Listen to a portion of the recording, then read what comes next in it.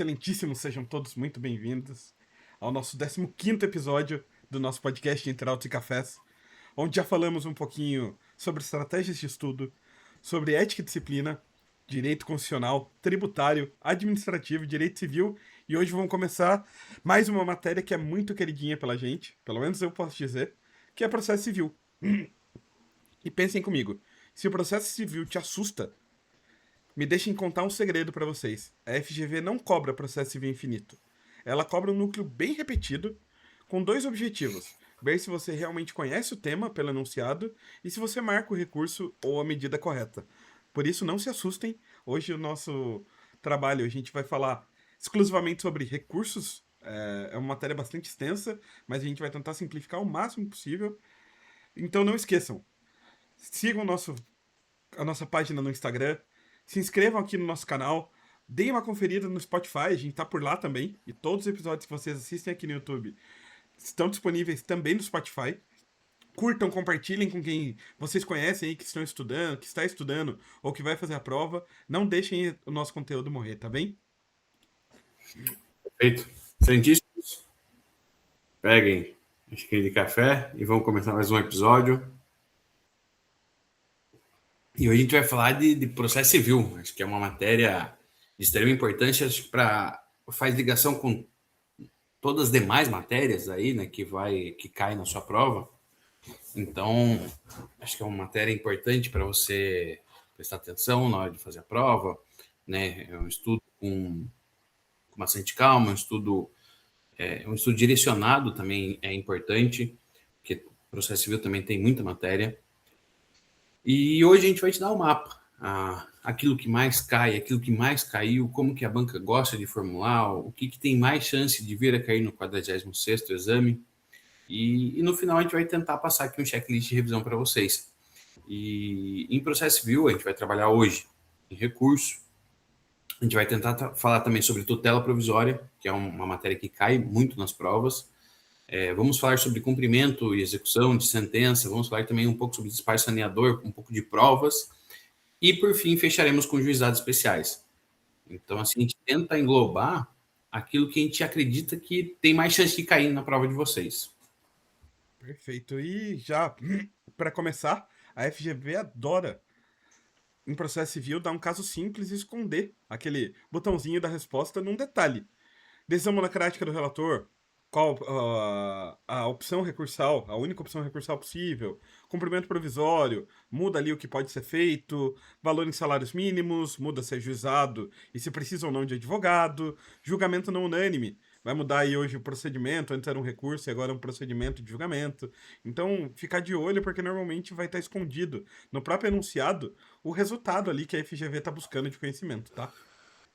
Perfeito, exatamente. E antes de você responder a alternativa, né, a hora que você está lendo as questões, faça um ritualzinho, em especial na prova de processo civil. Vai sublinhar as palavras chaves ali do texto. Por exemplo, uma decisão monocrática, você anota. Uma tutela provisória, você anota qual que é a tutela, se você acha que pode ser uma cautelar, se pode ser uma tutela antecipada, se pode ser uma. Então, você anota aquilo que você acha que é importante para você, para sua compreensão do texto, você vai anotar. Se é o juizado especial, se é uma decisão não unânime, então tudo isso você tem que anotar. E com isso você consegue identificar qual que é o bloco que a gente está trabalhando dentro do processo civil. Se é recurso, se é uma execução, se é juizado, se é provas, se é tutela provisória. Então, você consegue ter uma noção melhor para poder responder a prova. E depois você vai ali para as alternativas e consegue, então, matar e responder a alternativa correta. E para dessa vez a gente não precisar prolongar ou adiar o episódio, vamos começar direto ao ponto, pessoal. Tá tratando de recursos aqui dentro do processo civil.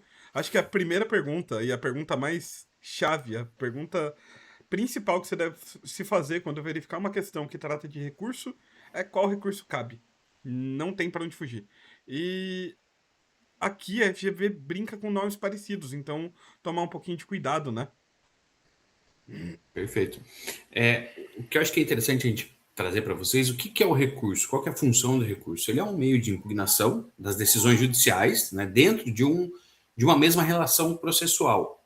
Então, eu não vou estar alterando a relação processual, é dentro daquela mesma relação eu não estou de acordo com aquela decisão que foi proferida no processo, então eu vou recorrer para ver se eu consigo alterar.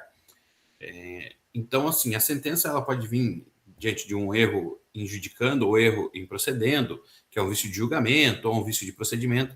Então, diante disso, você pode vir a recorrer. E a gente vai tentar passar para vocês aqui um resumo, né, dos recursos, aquela tabela geral, né, dos recursos, e depois entrar alguns recursos que a gente acha que tem mais chance de cair, como apelação, o embargo de declaração e aquela técnica de julgamento que também pode ser muito provável na sua prova. Perfeito. E falando em resumo, vamos botar aqui na tela a tabelinha. A gente preparou uma tabelinha aqui. Reparem, pessoal, tabelinha básica de todos os recursos hoje previstos, né? 994 do CPC. Prazo recursal. Graças a Deus, o Código de Processo Civil de 2015 unificou os prazos. Então, prazo de recurso hoje é 15 dias, com exceção de um único Facilitou. recurso, que é o ED. Então, putz, facilitou muito para a prova. Não existe mais aquele prazo de 10 dias, prazo de 5 para interpor e 10 para apresentar razões, ou qualquer bagunça aí que possa existir ou ter existido. Existia aí no Código de Processo Penal, no Código de Processo do Trabalho ali, dentro da CLT. Então, facilitou muito. Prazo hoje, 15 dias.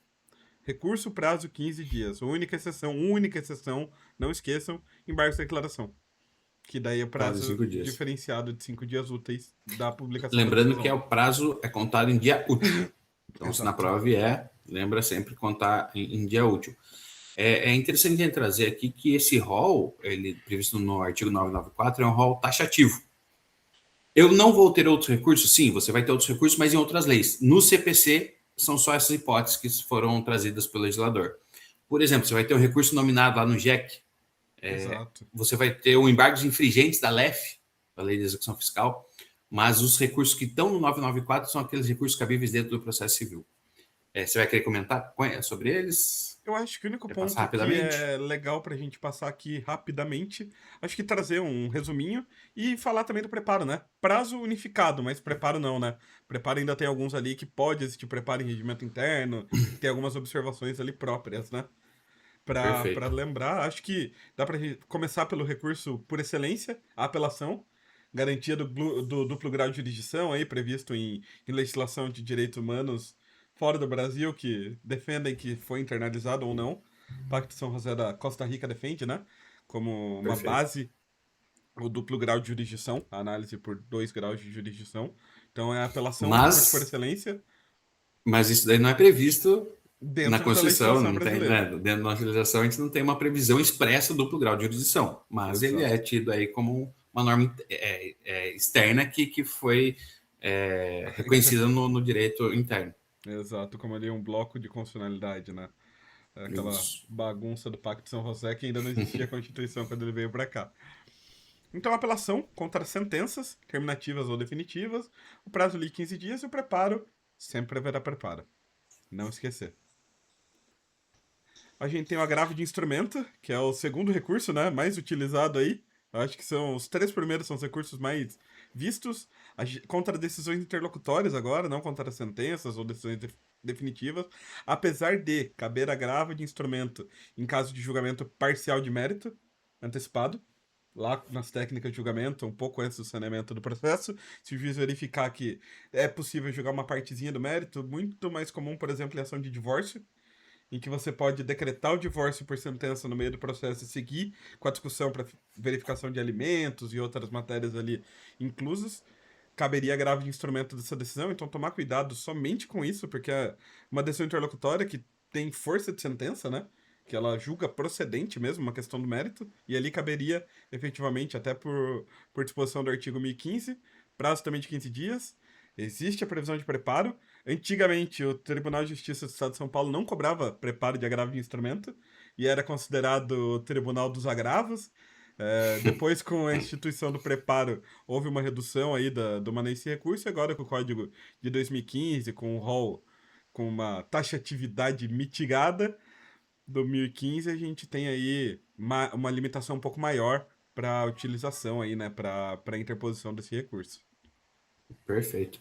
A gente vai depois falar um pouquinho, né, alguns aspectos que podem trazer uma controvérsia entre o agravo de instrumento e a apelação. A gente vai entrar em alguns casos específicos que a gente acha que é interessante também trazer para vocês. Perfeito. Eu acho que outro recurso que realmente aparece muito é o embargo de declaração. O embargo Exato. de declaração ele vai tentar ali sanar uma omissão, uma contradição, uma obscuridade ou um erro material proferido ali numa sentença. O prazo, como você já bem disse, é único diferente hoje, é 5 dias úteis, e ele não exige preparo. Então, não se esquece que ele não exige preparo e o prazo é 5 dias úteis. Perfeito. Quer seguir com O, o agravo o, interno? pode ser, o agravo interno, ele é contra decisões monocráticas, ou seja, quando eu vou para um tribunal um desembargador ali profere a decisão, é uma decisão monocrática, uma decisão individual dentro de um colegiado. E então, nesse caso, caberia o agravo interno, que o prazo também vai ser de 15 dias e o preparo vai depender do regimento interno de cada um dos tribunais de justiça. Perfeito. A gente tem daí alguns recursos aí, os recursos excepcionais, né? O ROC, o RESP e o RE. Ok. O ROC utilizado em mandado de segurança denegado em única instância pelos tribunais, então aquele MS que você já vai impetrar direto no Tribunal de Justiça, e ele é um recurso destinado ali para o STJ. Prazo também de 15 dias e existe a previsão de preparo. O RESP, contra acórdãos de tribunais que violam a lei federal ou tratado, competência ali do STJ também, 15 dias e existe preparo. E não esquecer que RESP é contra acórdãos de tribunal, enquanto RE cabe contra decisão não colegiada, como a gente tem ali a previsão é, no caso do juizado do colégio recursal, né? Ele é uma decisão colegiada, mas é um colégio diferente. É um colégio de juízes. Então, enquanto o RESP só cabe de decisão do tribunal, a gente tem o RE sendo possível a sua impetração, a sua interposição em face de decisão colegiada do colégio recursal que violem ali a Constituição Federal, a competência primordial ali do STF, prazo também de 15 dias, e existe possibilidade de preparo. Perfeito. E daí, vamos finalizar com agravo em recurso especial e agravo em recurso extraordinário. Ele vai servir, então, para destrancar aquele recurso especial, aquele recurso extraordinário que foram inadmitidos na sua origem. Então, Perfeito. ele foi inadmitido, entra com agravo em RESP ou agravo em REST. Também o prazo é de 15 dias e ele não exige preparo.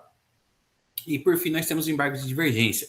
Se tiver uma divergência de interpretação entre órgãos do mesmo Tribunal Superior, por exemplo, STJ, STF, aí, nesse caso, nós podemos entrar, então, com embargos de divergência.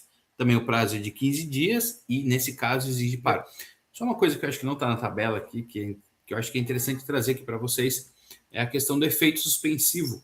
Se vocês quiserem anotar, já anota aí qual recurso que tem efeito suspensivo.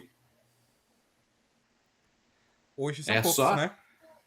aqui hoje legal é só apelação. Que é Então praticamente só automático, né? que é praticamente automático. Os demais é op judice, né? Então, ou seja, você vai depender do juiz ali para verificar se preenche os requisitos para dar ou não efeito suspensivo ao recurso. Então, hoje o único que tem o efeito suspensivo é a apelação. Lembrando E que eu os acho embargos de declaração de um recurso que teria efeito suspensivo, ele também acaba tendo de forma automática, né? perfeito. Também vai ter de forma automática.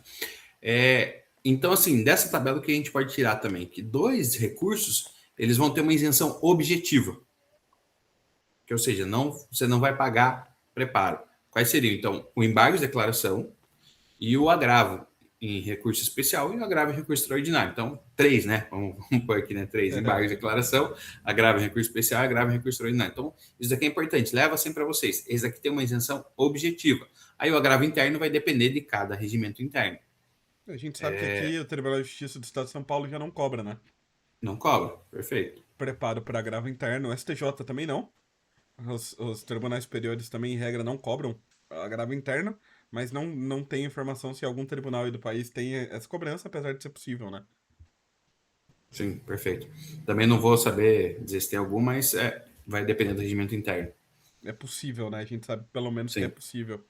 E havendo possibilidade de taxar, eu acredito que algum deve. Algum deve, né? Havendo possibilidade, algum deve cair em cima. E a gente tem ali os pressupostos, né, de admissibilidade recursal. Os intrínsecos não mudaram com esse código novo, então é cabimento, a legitimidade para recorrer, o interesse em recorrer, que é o interesse recursal, e a inexistência de fato impeditivo ou extintivo do direito de recorrer, não tem muito para onde fugir, e os extrínsecos, que é tempo, dinheiro e regularidade, né? É tempestividade, Perfeito. preparo e a regularidade formal do recurso. Então, lembrar que são 7, né, os pressupostos de admissibilidade, são 4 intrínsecos e 3 extrínsecos. É simples, né? Mas só para a gente bater aqui rapidão, cabimento, você vai ter que ver, existem vários recursos, então você tem que ver qual que é o recurso certo para cada hipótese. Legitimidade para recorrer. Geralmente, se você é a parte vencida, o Ministério Público, quando ele for parte ou fiscal da lei, e também terceiros interessados, aqueles vão ter que comprovar o nexo causal ali para poder recorrer. O que é interesse recorrer? Você tem que ter necessidade mais utilidade. O que é uma inexistência de fato impeditivo e extintivo? Por exemplo, se aquele que perdeu fez um ato de desistência do recurso. Então, aí nós temos um fato impeditivo. Né? Impede ele Ou, de... ou o réu, quando ele concorda com o pedido do Pode ser com a autor na fase decisão. de conhecimento, e Sim, daí depois que é recorrer da sentença que reconheceu essa questão, né?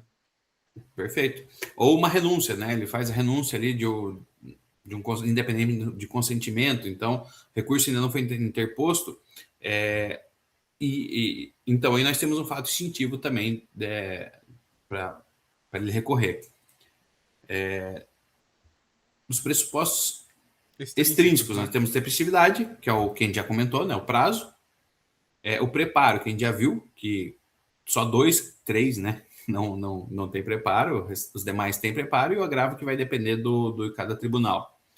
E a regularidade formal é aquele correto preenchimento dos requisitos específicos de cada recurso. Então, uma deficiência de fundamentação, um erro substancial, uma ausência de pressuposto extrínseco, o recurso ele pode ser inadmitido. Perfeito. Perfeito. Sem acrescer nada. Eu acho Passando. que é isso que a gente poderia falar aqui, né, de um modo geral, e daí a gente vai passar aqui para algumas hipóteses que tem alguma certa, que gera alguma certa dúvida dos recursos aí, né? Né, e algumas observações, né, que dá pra gente deixar anotadinho. Acho que é hora de estar com papel e caneta na mão. Não que já não fosse desde o começo, mas é importante. Acho que o primeiro passo é decisão interlocutória, né? Agravo de instrumento ou apelação? É sempre uma pergunta. Até porque hoje nem toda decisão interlocutória é agravável de imediato, né? Se não consta Sim, do rol do 1015, daquela taxa de atividade mitigada do STJ 2015, você só vai poder questionar essa decisão interlocutória em preliminar de apelação, né? Então acho que essa é a ideia aqui, né? o STJ entende lá que cabe agravo quando, se for fora, ali, se houver uma urgência decorrente da inutilidade daquele julgamento na sentença. Então, daí, nesse caso, mesmo né, estando fora, você poderia entrar, então, com agravo de instrumento. Acho que um bom exemplo disso seria, acho que um clássico, né? É quando o juiz indefere uma perícia médica ali essencial para o autor provar a incapacidade ali em uma ação de benefício, de indenização, mas porque essa não é uma hipótese expressamente prevista no rol do 1015, mas se a parte esperar a sentença para discutir isso em preliminar de apelação, o processo já correu, já se perdeu tempo e essa prova pode até se perder, né? Então, Perfeito, não tem perfeito. muita lógica, né? Aguardar aí todo o trâmite processual para conseguir voltar, anular essa sentença, fazer a perícia, pode efetivamente ser tarde demais, né? Então, leva isso para a prova. Se não está no rol do artigo 1015, né, você pensa, então, suscitar como preliminar de apelação. A não ser que seja lá que a prova fale que é um caso decorrente da inutilidade do julgamento na sentença, vai ocorrer uma inutilidade, né? Então, aí você vai pensar, então, no agravo de instrumento. Inclusive, uma observação importante é que hoje, se a decisão interlocutória não tiver prevista nesse rol do 1015, a decisão não vai precluir imediatamente. Então, não é porque você não interpôs o recurso agora, como era antigamente, que você perde a possibilidade, né? Ela se posterga ali para ser eventualmente impugnada em preliminar de apelação, se for o caso. Ou nas contrarrazões, né? Não esquecer também que o recorrido ele pode trazer agravos atrasados em preliminar de suas contrarrazões. Perfeito. Acho que outro ponto também que suscita uma dúvida é sobre a gratuidade da justiça. E quando é indeferida. Qual que é o recurso que vai ser cabível nesse caso? Então, a regra, se é uma decisão interlocutória, ou seja, que ela é proferida antes da sentença, agravo de instrumento. Ah, mas pode ser que esse indeferimento da justiça gratuita seja proferido na sentença. Aí, então, você vai recorrer pela apelação. É ver qual é a decisão, né? O recurso ele sempre vai estar afeto à decisão. Se é uma decisão interlocutória, agravo de instrumento. Se é uma sentença, apelação não foge muito da regra, né? Perfeito. Acho que outro ponto também é o agravo interno. E agravo em RESP, agravo em recurso extraordinário, agravo em recurso especial também. Acho que gera um pouco de dúvida. É. Então, como recorrer então da negativa de segmento de recurso especial extraordinário feito pelo tribunal local? Existe aqui realmente um ponto de dúvida, acho que é uma dúvida para todos, né? Uma dúvida até pro pessoal que já tá aí na labuta diária, porque é possível a necessidade de interposição de agravo interno, né? Se Sim. a negativa de segmento for baseada em tese firmada em recurso repetitivo ou repercussão geral, ali afetos ao 1030, o inciso 1 do CPC, vai caber agravo interno para decisão Agravo pelo próprio interno. tribunal, né? Perfeito. Enquanto o agravo decisão denegatória de recurso especial ou recurso extraordinário do 1042, ele vai ser utilizado para todos os outros casos de inadmissão.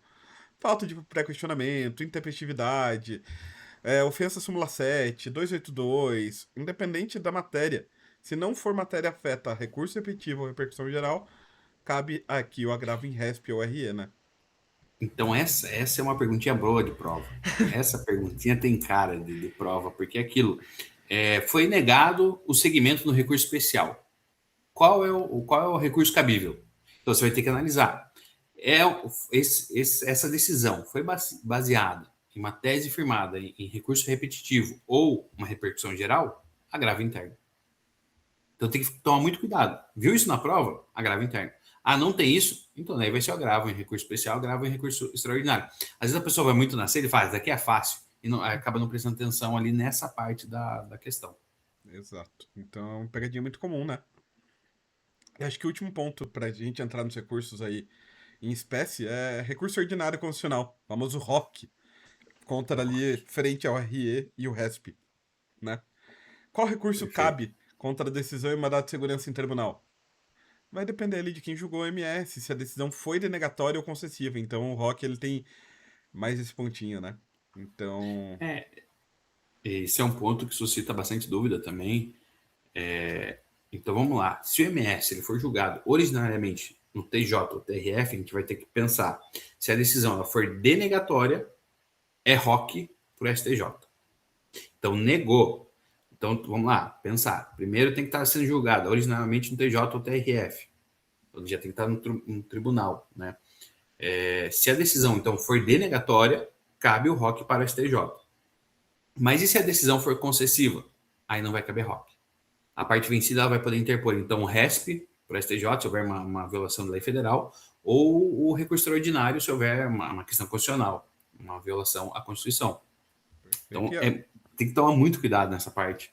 E a mesma lógica vai se aplicar pro julgado originalmente por Tribunal Superior, né? STJ, TST, TSE ou STM.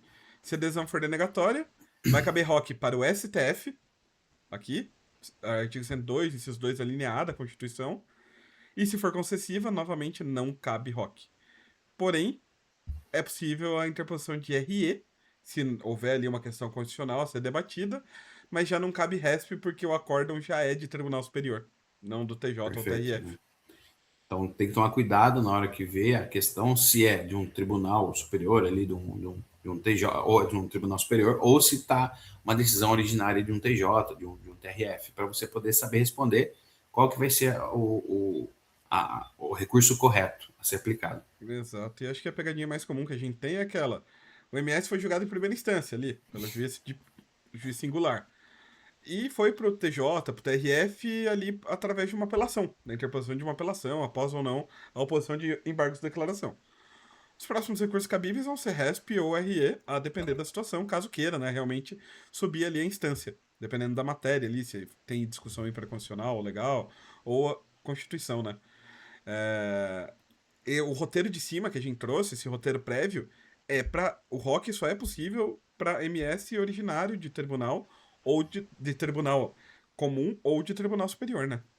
Perfeito, perfeito. Então tem que tomar também bastante cuidado com isso. Se vê que lá que é primeira instância, vai para o RESP ou por recurso extraordinário. Exclui ROC, né? Exato, exclui o ROC. Então vamos pensar assim: decisão de juiz na primeira instância que resolve o mérito. Geralmente, apelação. É decisão interlocutória. Está dentro do 1015? Agravo de instrumento. Uma decisão monocrática de um relator, penso no agravo interno. Uma decisão que tem uma omissão, uma obscuridade, uma contradição, algum erro material, penso no embargo de declaração. Então, leva isso sempre com vocês. Perfeito. E acho que falando em embargos de declaração, dá pra gente entrar neles, não? Sim, com É, certeza. É um que cai sempre. é o recurso Apesar de favorito da banca, né? simples, né? Eles gostam de cobrar, né? Ele é simples, mas é que ele não tem o cabimento tão amplo. A gente tem umas questões ali muito discutíveis, apesar de previsão legal, quanto à possibilidade de efeito infringente, se é ou não. Então, é o recurso que a banca adora, né? E Perfeito. é o terreno favorito para confundir prazo, né? Como a gente disse, é o único recurso que tem um prazo diferenciado. E os efeitos, né? Então, tomar cuidado com isso. Então, acho que embargo de declaração, a gente tem que saber quando cabem, se altera ou não a decisão, os efeitos, como você disse, e quais são os reflexos dele em outros recursos. Acho que isso que é interessante também para a gente saber. Perfeito. Lembrando que o embargos, então, a gente já falou lá no começo, mas é bom a gente pontuar novamente, que ele é um recurso de fundamentação vinculada, ou seja, é destinado ao aperfeiçoamento e esclarecimento de uma decisão judicial. Ele vai, diferente dos outros que vão buscar uma reforma, uma nova sentença, não, ele vai manter a sentença, só que ele quer esclarecer, ele quer aclarar aquela decisão. Ele quer melhorar aquela decisão, né? Melhorar, perfeito. Às vezes tem uma omissão, às vezes tem uma obscuridade, às vezes tem uma contradição, um erro material também pode ser feito, reformado com base no embargo de declaração. Perfeito. E a gente tem aqui as hipóteses de cabimento, né? 1022 CPC. Eles vão ser cabíveis contra qualquer decisão judicial. E aqui é legal, porque cabe contra a decisão interlocutória, contra a sentença, contra acordo, decisão monocrática em tribunal, com certo cuidado, porque embargo de declaração ele Sim, não substitui o agravo interno, e se você interpor opor um tentando ser o outro, às vezes o tribunal não aplica a fungibilidade recursal para conhecimento, então toma perfeito. cuidado. Mas cabe. Cabe. E ele vai servir realmente para esclarecer a obscuridade, que é quando a decisão não é clara ou é meio incompreensível, eliminar ali uma contradição quando a decisão em si apresenta ideias inconciliáveis entre si. Então a fundamentação, o juiz começa fundamentando pela procedência e do nada termina sua fundamentação na improcedência e julga improcedente. Se houver uma contradição dentro, intra decisão, cabe embargos de declaração. Não cabe embargos de declaração, contradição, em face à contradição de situações distintas dentro dos autos. Ah, o juiz não julgou necessariamente o que eu queria. Se ele foi omisso, vai caber para suprir uma omissão ou corrigir eventual erro material aí, que é o erro de cálculo, de escrita, ou uma expressão que não vai alterar a substância do que foi decidido, né? Perfeito. Uma contradição, vamos lá, assim, bem, de modo bem simples. O juiz ele dá um dano moral, mas ele dá um dano moral zerado. Não é uma Exato, contradição, porque se ele deu dano moral, por que ele não vai dar um valor, né, exato. em espécie para. Então, você poderia entrar com embargo de declaração. Acho que um ponto aqui que a gente tem que. Quando eu falo suprir omissão, o que é considerado uma decisão judicial omissa? Né? Tá lá acho que no artigo 489, parágrafo 1º. Quando tem, por exemplo, uma indicação, uma reprodução ou uma paráfrase de ato normativo, mas sem explicar a relação disso com o processo. Então, isso pode ser considerado uma omissão. Então, ali no 489, parágrafo 1, ele traz ali algumas hipóteses de decisão omissa. Eu acho que é importante vocês darem uma olhada nesse artigo. Exato, aqui é uma questão bem de fundamentação mesmo, né? Perfeito. E a correção de erro material, essa ideia é simples. O juiz ele pode de ofício corrigir o erro material, mas se você ele não corrigir, então você pode entrar com embargo de declaração para ele corrigir um cálculo, uma palavra ali, uma escrita que foi feita de alguma forma, ou Sem uma passando pelo expressão embargo, né? que não alterem a substância do que foi decidido. Exato, exato. O prazo e a forma, que eu acho que é interessante também a gente falar, né? A gente já falou lá em cima, mas daqui tem que saber decor, não tem como fugir. É o prazo de 5 dias. O embargo de declaração é o único recurso que não tem o prazo, então, de 15 dias úteis. E lembrando que o prazo vai contar da decisão judicial. Se houver litisconsórcio ali, o prazo é em dobro, só que diferentes procuradores, escritórios distintos, e que os autos não sejam eletrônicos. Hoje, Ou praticamente seja, excluída essa hipótese, né? O prazo, em regra, vai né, ser de 5 dias, impraticável. mas pode ser que na questão fale, o processo corre de maneira física e tem litisconsórcio passivo, e os réus são defendidos por procuradores diversos. Aqui a gente vai ter a aplicação do prazo em dobro, então prazo de 10 dias. Perfeito. E o endereçamento deve ser dirigido ao próprio juiz ou relator que proferiu a decisão. Você vai indicar expressamente aquele vício. Tem que indicar expressamente qual que é o vício que você está recorrendo. E lembrando que ele não exige preparo. Nós temos Exato. aqui uma isenção objetiva. Perfeito. Acho que para a gente entrar ali nos principais efeitos que a gente tem dos embargos de declaração, o primeiro deles é o efeito interruptivo. A interposição tempestiva de embargos de declaração interrompe o prazo para interposição de qualquer outro recurso para ambas as partes. Então, os EDs não vão aproveitar esse efeito interruptivo apenas a parte que embargou, mas aproveita também a outra parte. E o prazo para apelar ou para interpor qualquer outro recurso ali que seja o recurso cabível vai recomeçar do zero, né? Só cuidado que os embargos manifestamente incabíveis ou intempestivos podem não produzir este efeito interruptivo, gerando trânsito em julgado da decisão original. Perfeito. Outro ponto também que deve ser observado quando a gente fala de embargos é o efeito integrativo e o efeito modificativo. O que quer dizer efeito integrativo? Quer dizer que a decisão dos embargos ela passa a integrar aquela decisão original, como se tivesse parte, então, de um só corpo, de um só texto, mantendo, então, a mesma decisão da natureza jurídica daquela decisão embargada. E o efeito modificativo ou efeito infringente, ele ocorre quando a correção daquele vício, daquela omissão, obscuridade, ele acaba por alterar o resultado da decisão. Então, se ele altera o resultado da decisão, aí nós temos um efeito modificativo no embargo de declaração. Aí, nesses casos, o juiz ele deve obrigatoriamente abrir prazo para a parte. Ele vai intimar a parte para ela se manifestar no prazo de 5 dias antes de ele julgar o recurso, respeitando sempre o contraditório e ampla defesa. Perfeito. A gente tem também a questão dos embargos protelatórios, né? Se os embargos forem considerados manifestamente protelatórios, além de não contarem ali com efeito interruptivo, então tomar cuidado com isso, existe essa possibilidade. Que são aqueles embargos que se destinam ali apenas a atrasar o Só processo, para né? A ganhar tempo. só atrasar, exato.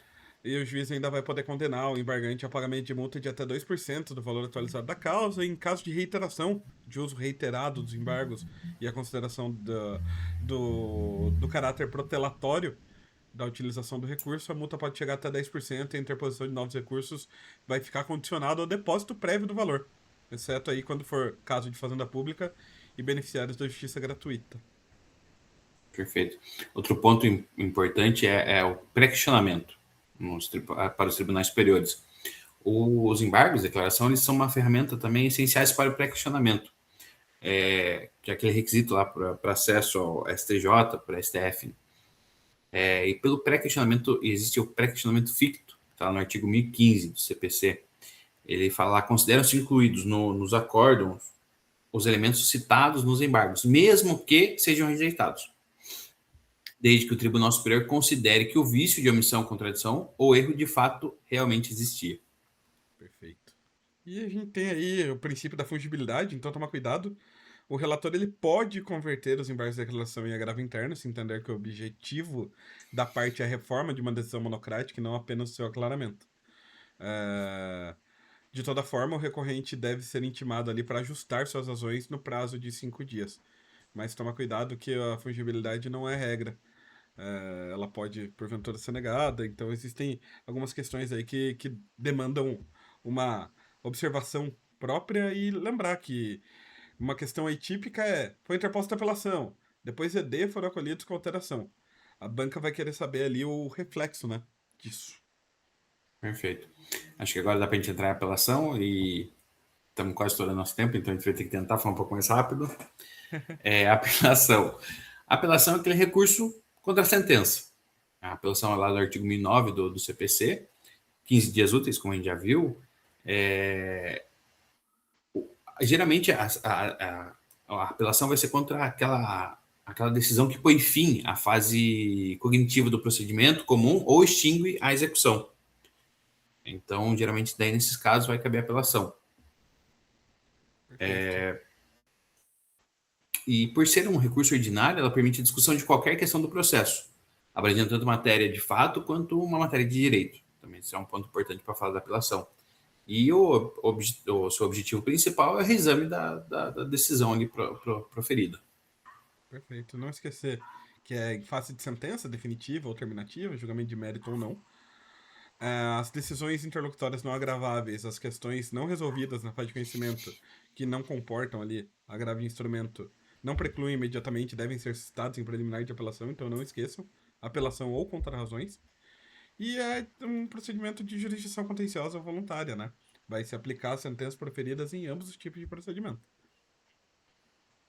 Perfeito. Acho que aqui é um ponto que a gente já bateu, mas é importante a gente trazer de novo. O prazo de 15 dias úteis, tanto para interposição quanto para contrarrazões. Então, também ficar esperto nisso. Preparo. A regra é o recolhimento de preparo, custos processuais. Se não recolher, pena de deserção. E a regularidade formal, você tem que ficar esperto lá com os pedidos, com fundamentos, com procuração. Então, todos os requisitos que você tem que preencher para poder preencher a regularidade formal da apelação. Perfeito. Os efeitos da apelação são ali o ponto, acho que, de pegadinha favorita, ele deve ver. A gente tem efeito devolutivo, o tribunal vai reexaminar tudo que você devolveu no recurso, então efeito devolutivo pleno, em regra da apelação. E o suspensivo, o aplegis, então é previsto na lei. Diferente da maioria dos recursos, a apelação possui, como regra geral, efeito suspensivo automático, por força de lei. O que significa? A eficácia da sentença vai ficar suspensa até o julgamento pelo tribunal. Mas há exceções, então cuidado com as exceções, né? Por exemplo, aquela sentença produz efeitos imediatamente após a publicação em caso específico. Isso é o efeito suspensivo, né? A apelação ela tem esse efeito suspensivo, ou seja, não tem esse efeito imediato após a sentença, com exceção da divisão, homologação de divisão de terras, com aquelas que condenam o pagamento de alimentos, com que aquelas decisões que rejeitam embargos à execução ou que confirmam ou revogam uma tutela provisória. Então, nesses casos, a gente não tem um efeito suspensivo automático. Daí, o apelante ele vai ter que comprovar ali que demonstrar a probabilidade de provimento ou o risco de dano grave para ter o efeito suspensivo automático. Exato, daí tem um procedimento próprio, né? Inclusive com a possibilidade de instauração ali de um procedimento no tribunal antes da apelação chegar. Então, perfeito. É louco. E não esquecer, o pulo do gato aqui é efeito suspensivo não impede o processo de subir. Efeito suspensivo impede a produção imediata dos efeitos da sentença, a execução, o cumprimento da sentença de forma antecipada aí, ou de forma imediata, né? Perfeito. Só um ponto que também que eu acho que eu lembrei aqui agora, que eu queria falar. É interessante você lembrar quando que eu vou fazer, então, o pedido de efeito suspensivo, de concessão de efeito suspensivo. Quando que ele pode ser formulado? Quando não é formulado por força de lei. Se entre a interposição da apelação e a distribuição, você vai fazer para o tribunal. Então, você vai solicitar para o tribunal. Se for depois da distribuição do recurso, você vai fazer direto para o relator o pedido de efeito suspensivo da apelação. Só para deixar isso para vocês. Perfeito. Hoje, a apelação não tem mais juízo de admissibilidade na origem, então ela é interposta para o juiz em primeira instância, ele vai abrir vista, vai recolher contrarrazões e remeter o recurso ao tribunal, independente de qualquer análise prévia, então o recurso sobe. Perfeito. Também temos uma teoria dentro da apelação, que é a teoria da causa madura. Ou seja, o tribunal ele pode julgar diretamente aquele mérito da causa, sem devolver os autos à primeira instância, se o processo ele já estiver em plenas condições de julgamento imediato.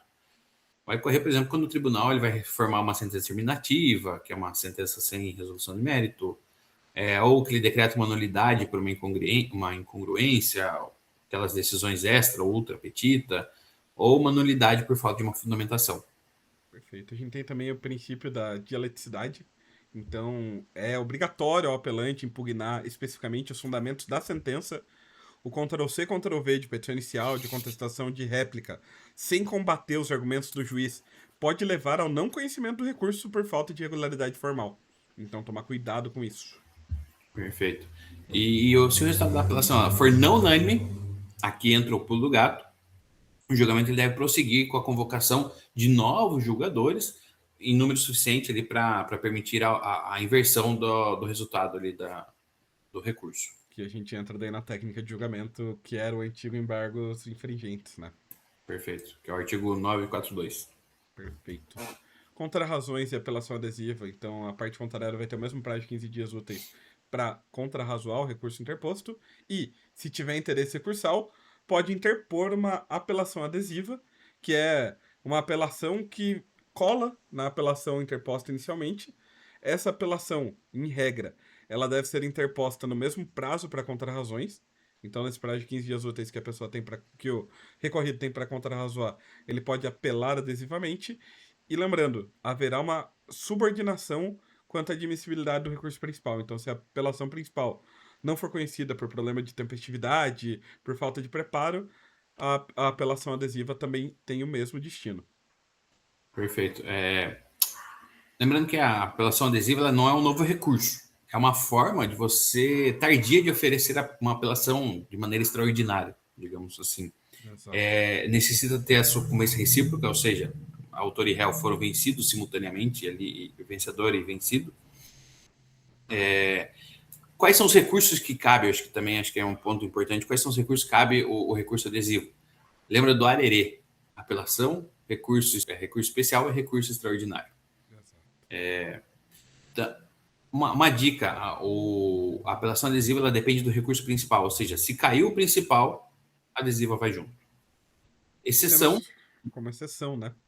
Trazendo aqui uma exceção para esse caso, né, da subordinação, que, por exemplo, se a parte ela apelou, a outra não apelou, mas depois ela viu que como a outra parte apelou, ela vai entrar com o recurso adesivo. Essa parte que apelou, ela olhando o recurso adesivo, ela sabe que isso vai prejudicar ela, e se ela abrir mão do recurso, ou seja, se ela desistir, teoricamente o recurso adesivo também, a apelação adesiva também iria cair. Só que se o tribunal verificar essa má-fé nessa desistência, o tribunal ele pode dar continuidade no recurso adesivo. Perfeito. Então tem que tomar cuidado, né? Vendo o recurso adesivo, não fica tão simples assim a desistência do recurso principal, apesar de a desistência do recurso principal, em regra, anular o recurso adesivo, né? E apesar da desistência do recurso ser independente da vontade da outra parte, né? Diferente de uma desistência de uma ação, depois da intimação. Mas, então, tome cuidado com isso. Exato. Então, e alguns erros comuns aí, um checklist rápido. Não confundir sentença com decisão interlocutória, para fim de apelação e agravo de instrumento. Esquecer o preparo ou pedir gratuidade sem fundamentar.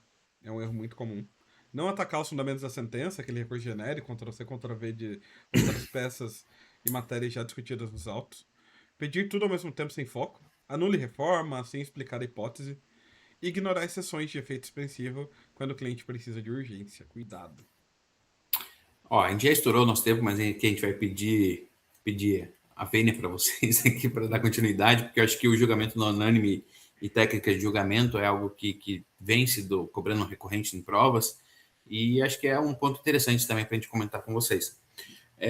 Quando que vai aparecer? Então, quando aparece aquele acórdão não unânime, que reformou a sentença, a banca então ela vai testar se você se lembra do artigo 942. Se esse processo vai prosseguir com ampliação do colegiado ou não. Então, isso que a banca vai querer saber. Perfeito. E aqui o 942 ele vai estabelecer a chamada técnica de julgamento ampliado, ou estendido, dependendo do autor, que substituiu aqui os antigos embargos infringentes, né?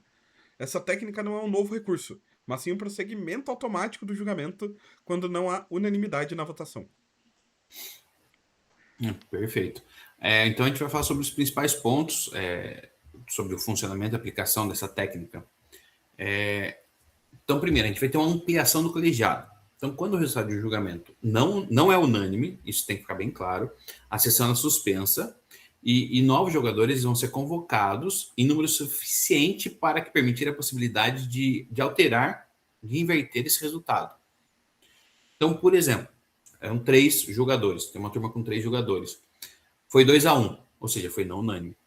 Então, eu vou convocar mais 2 jogadores, porque daí eu fico com 5, eu posso reverter, ficar 3-2. E assim, então, eu teria aplicado a técnica do 942. Perfeito. Havendo a suspensão do julgamento e se for marcado o julgamento em dia diverso, é assegurado o direito às partes e a terceiros ali da causa o direito de realizar nova sustentação oral perante os novos jogadores. Então, se houver adiamento ali do julgamento definitivo pelos novos jogadores, é assegurado o direito à sustentação oral das E partes. até porque essa sustentação oral ela pode fazer com que aqueles que já votaram elas façam uma revisão dos seus votos. Então, ali, os julgadores eles podem também rever seus votos. Até uma nova sustentação oral, que eles olhem ali e falem, não, realmente eu não percebi isso na hora, então eu estou revendo meu voto. E outra, né? Tem análise integral, né? Então os novos jogadores não ficam restritos apenas ao ponto em que houve divergência. Eles podem apreciar todo o recurso, né? Perfeito. Vai caber em todos os casos de recurso essa técnica? Não. Ele só vai Não. caber na apelação, na ação rescisória e no agravo do instrumento. Então, são nesses três recursos que vai caber essa técnica de julgamento ampliado. E tomar cuidado, né? Lembrando, Na apelação é tranquilo, né? É não unânime, independente de ser uma tranquilo. questão de mérito ou processual, se a sentença foi mantida ou reformada, não havendo unanimidade, julgamento, a prorrogação ali do julgamento com chamamento de novos julgadores, né? Inclusive as apelações de mandado de segurança, né? Sim, perfeito. Agora, tem que tomar cuidado quando for ação rescisória e quando for agravo do instrumento. Na ação rescisória, vai haver a técnica de julgamento ampliado quando o resultado ele for a rescisão da sentença. Então, ou seja, e se for também a procedência por maioria ali, tiver essa divergência. Nesse caso, então, ocorre um deslocamento para um órgão de maior composição no tribunal. Agora, se já foi julgado por um pleno, aí não tem que fazer, né? Aí não tem como. Aí chegou no nível master do tribunal, Aí, não tem pra onde fugir, né?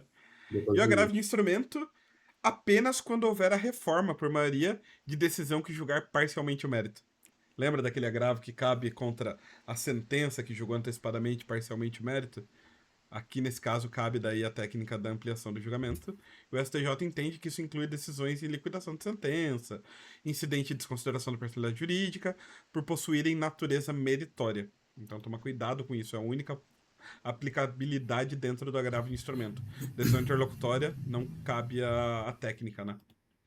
Perfeito. Então, nós temos também umas hipóteses de exclusão. Isso daí você tem que levar para a prova, anota e leva isso na sua cabeça que, às vezes, o examinador ele pode tentar te confundir. Então, quando que não cabe essa técnica de julgamento ampliado? Nos casos de incidente de assunção de competência, o IAC, e também incidente de resolução de demandas repetitivas, o IRDR. Também nos casos de remessa necessária, também não é cabível. Nos casos de decisões não unânimes proferidas pelo plenário ou por uma corte especial do tribunal. E também nos processos de execução, pois não se discute o mérito da causa para fins dessa técnica. Perfeito. Então, e a finalidade da técnica, tenham isso em mente, é qualificar a decisão judicial e aprofundar o debate em temas polêmicos, garantindo que a matéria fática e jurídica seja exaustivamente discutida antes de chegar aos tribunais superiores, porque não se admite ali reexame de prova, aprofundamento fático, é mais uma decisão de direito, de legalidade e constitucionalidade. Então a ideia aqui é garantir efetivamente que o tribunal se debruçou sobre os casos e entregou o melhor ali para aquele julgamento. Perfeito. E excelentíssimos, com isso a gente termina o episódio de hoje. Espero que vocês tenham aproveitado. Recursos é uma matéria que cai, que é muito recorrente nas provas, não só da OAB, em qualquer prova que você for fazer. Então, espero que vocês tenham aproveitado. A gente tentou trazer um pouco, né, daquilo que a gente acha que pode ser que caia na sua prova. Se vocês quiserem outros episódios, comentem pra gente. E não deixe, então, de seguir, de comentar, de compartilhar com quem vai fazer a prova, com quem está na faculdade, porque isso daqui é interessante também para quem está começando. E muito obrigado por nos assistirem mais nesse outro episódio. Muito obrigado a presença e o tempo e disponibilidade de todos. Não esqueçam de curtir, compartilhar e se inscrever nas nossas mídias. vejam esse episódio no Spotify, lá na academia, quando tá fazendo aquela esteira. Estamos aqui para auxiliá-los na busca aí da tão sonhada OAB, concurso, e também para trazer um pouco de técnica aqui para a atuação de vocês. Muito Queria só obrigado. fazer um adendo, só um adendo aqui. Também, a gente está chegando aqui numa reta final, né, da prova, é mês que vem, é isso? Mês que Salvo vem. engano, mês que vem. Então, quem tiver ainda com dificuldade, quem tiver querendo saber, o que eu preciso estudar agora, entre em contato com a gente tenta conversar com vocês, montar um plano de estudo para vocês entenderem o que é essencial para vocês estudarem agora nessa reta final. E também ali mais próximo da prova, no final, a gente vai tentar fazer alguns vídeos diários de uma revisão rápida para vocês de algumas matérias. Perfeito. Muito obrigado a todos. Até o próximo episódio.